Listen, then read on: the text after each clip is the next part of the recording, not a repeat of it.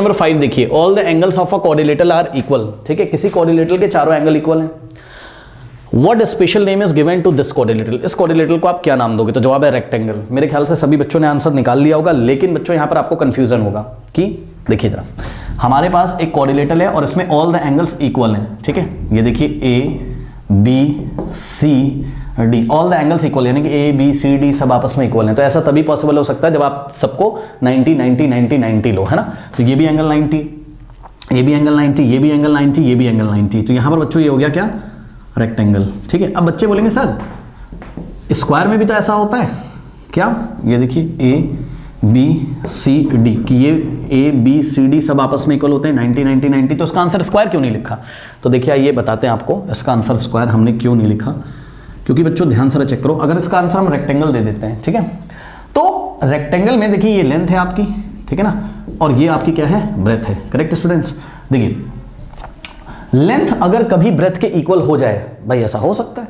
अगर कोई रेक्टेंगल ऐसा है हमारे पास, इफ एनी रेक्टेंगल, अगर कोई रेक्टेंगल ऐसा है कि जिसमें गलती से कभी ये जो लेंथ है वो ब्रेथ के इक्वल हो जाए, यानी कि जितनी लेंथ है उतनी ही ब्रेथ हो जाए, पक्का? तो सोचो जरा, जितनी लेंथ है उतनी ब्रेथ हो जाए, तब तो ये क्या बन जाएगा? कुछ इस टाइप का हो जाएगा। ये देखिए स्क्वायर, भाई जितनी लेंथ है उतनी ही इसकी ब्रेथ है, जितनी लेंथ है उतनी ही इसकी ब्रेथ है, यानी कि L is equal to B।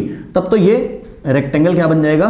Square. यानी कि बच्चों जो रेक्टेंगल है वो स्पेशल केसेस में स्क्वायर बन जाता है।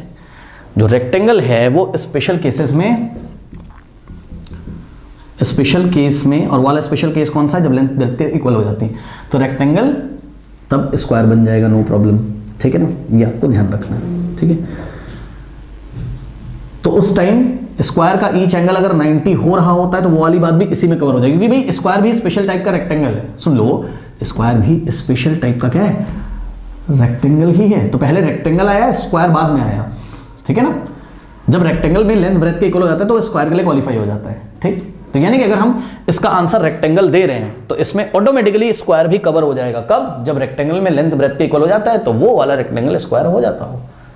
लेकिन अगर आप इसका आंसर स्क्वायर दे दें स्टूडेंट्स, लेकिन अगर आप इसका आंसर क्या दे दें?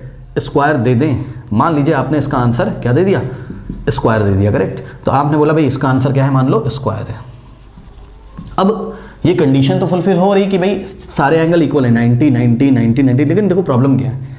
प्रॉब्लम ये है बच्चों कि ओनली एंड ओनली इसमें स्क्वायर्स कवर होंगे, कभी भी ये वाला क्वाड्रिलेटरल तो नहीं कवर हो पाएगा ना बच्चों। ये देखिए ये वाला क्वाड्रिलेटरल तो नहीं कवर हो पाएगा ना। कौन सा? ये वाला। कौन सा वाला? ये वाला रेक्टेंगल वाला। रेक्टेंगल वाला का मतलब ये है कि जिसमें आपके ईच एंगल देखिए 90 तो हो रहे हैं, यानी कि इस कंडीशन को सेटिस्फाई कर रहे हैं, लेकिन बच्चों यहां पर ए बी का लेंथ सी डी के इक्वल है, बी सी का लेंथ ए डी के इक्वल है, यानी कि जितनी लेंथ है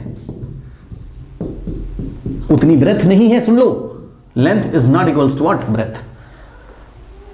तो ऐसे रेक्टेंगल भी आपको मिलते हैं जिसमें लेंथ ब्रेथ के इक्वल नहीं होता है, बट ईच एंगल क्या होता है? 90 होता है। ठीक है ना, ओके। और ऐसा रेक्टेंगल भी मिल सकता है जिसमें लेंथ ब्रेथ के इक्वल हो जाता है, तो ऐसा रेक्टेंगल तो क्या बन जाता है? आपका स्क्वायर बन जाता है। ओके स्टूडेंट्स, तो यहां पर आपको ध्यान ये रखना है कि आपको स्क्वायर नहीं देना, क्योंकि अगर आप स्क्वायर दोगे तो आप केवल ये वाली कैटेगरी को बता रहे हो, ये तो छूट जाएगी। सही है ना। लेकिन अगर आप रेक्टेंगल आंसर दे रहे हो, अगर आप रेक्टेंगल आंसर दे रहे हो, एक बात मैं और बताना चाहता हूं, सुन लो ध्यान से, सुन लो ध्यान से।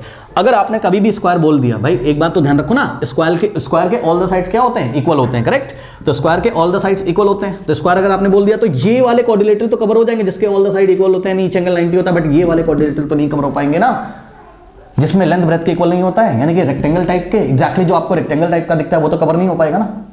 लेकिन अगर आपने इसका आंसर रेक्टेंगल दे दिया तो ये भी कवर हो जाएगा। करेक्ट, और उसमें स्क्वायर भी कवर हो जाएगा। बात समझो, क्योंकि कभी कभी स्पेशल केस में लेंथ ब्रेथ के इक्वल होता है तो यही रेक्टेंगल क्या बन जाता है? स्क्वायर बन जाता है। आई थिंक आपको समझ में आया होगा। फिर से मैं बता रहा हूं, सुन लो, इसका आंसर अगर आपने स्क्वायर दे दिया सर, इसका अगर आपने आंसर स्क्वायर दे दिया तो क्या प्रॉब्लम है पता है?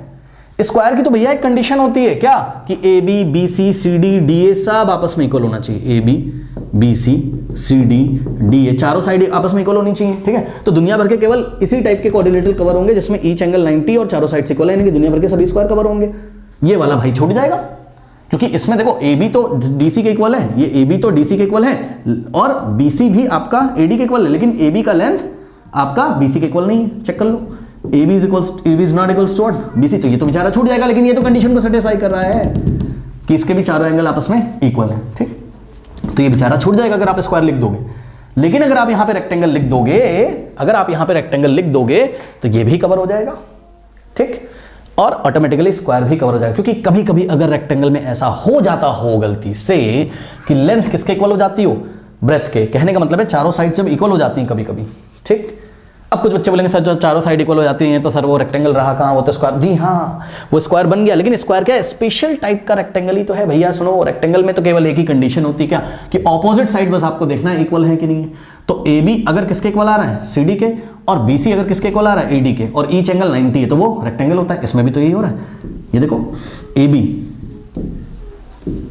किसके इक्वल आ रहा है, सी डी के, और ए डी किसके इक्वल आ रहा है, बी सी के। ऑपोजिट साइड तो इक्वल हो रही है, हालांकि चारों इक्वल है बट ऑपोजिट साइड तो इक्वल हो रही है, ईच एंगल 90, तो ये भी क्या है, रेक्टेंगल ही है, लेकिन स्पेशल टाइप का रेक्टेंगल है जिसमें लेंथ ब्रेथ के इक्वल हो जाती है। तो आई थिंक अब आपको समझ में आया होगा कि क्यों हमने इसका आंसर रेक्टेंगल रखा है, क्योंकि रेक्टेंगल अगर आप बोल दोगे ना तो ये वाला केस भी कवर हो जाएगा आपका, और जब लेंथ ब्रेथ के इक्वल होती है तो ये वाला केस भी आपका कवर हो जाएगा। लेकिन स्क्वायर रख दोगे तो केवल यही केस कवर होगा, ये वाला नहीं कवर हो पाएगा, ओके। इसलिए इसका आंसर हम क्या देंगे, रेक्टेंगल, ओके। कर लीजिए।